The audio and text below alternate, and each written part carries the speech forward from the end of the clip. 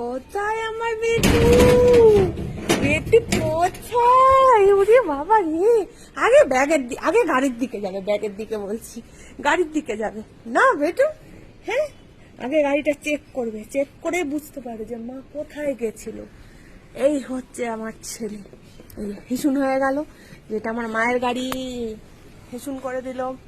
কোথায় গেলে? কোথায় গেলে? ওরে বাবা, একই কথা, একই কথা। হ্যাঁ, দৌড়ে দৌড়ে বাড়ির ভেতরে চলে যাচ্ছে, আমি বুঝতে পারছি না কেন। এখন তো কোনোদিনও করে না। ও বাবা, ও বাবা, উনি ওইদিকে যাবে। ও বাবা, বললাম না শরীরটা খারাপ লাগছে, সেই জন্য এরকম করে দৌড়ে এলো এদিকে।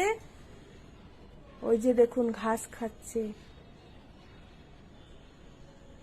অ্যাসিড হয়ে গেছে।